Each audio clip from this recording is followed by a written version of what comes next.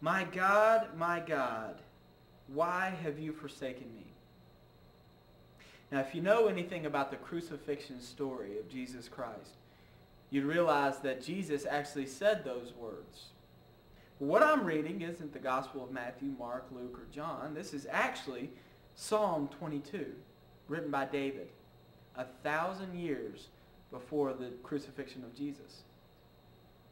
Now, why am I telling you that? Let me tell you a little story. What if I were to write a document today?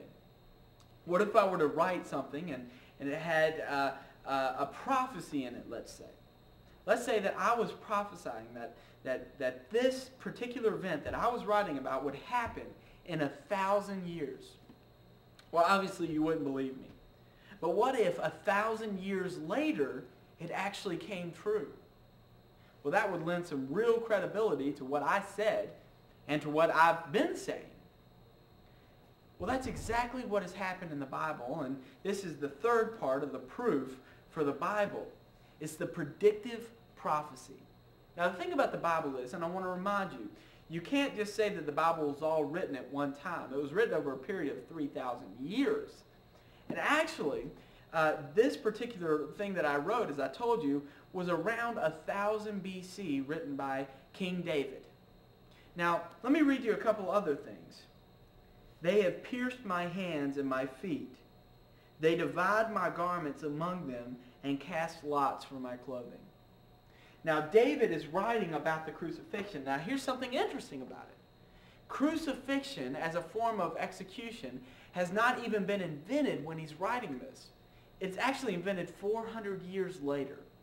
And Christ isn't even crucified for another 1,000 years. And yet it's like he's watching it as he's writing. They're casting lots for his clothing and such. Now, this is what's called a messianic prophecy. It's a prophecy about Jesus and about the coming Messiah.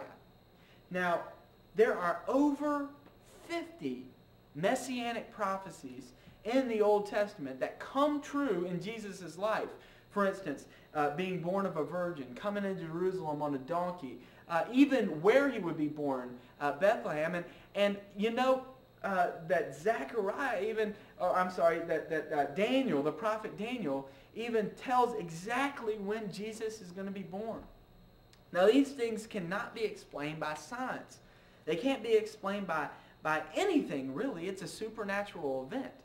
And the thing is, they have happened 400, 500, 1,000 years before these events. People were writing about them.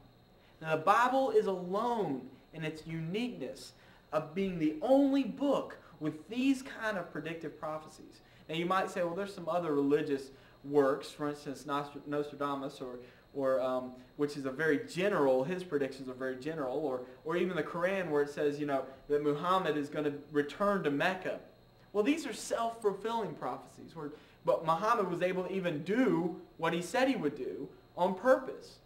But to tell me that 400 years before something happens, people predict these things, as in the case of Isaiah 53, where he basically tells you exactly everything that's going to happen to Jesus when he's crucified. These things are amazing, and they might not do anything to prove supernatural occurrences, but they certainly lend evidence to convict people and to point them towards faith in these supernatural events. Hard to explain, isn't it?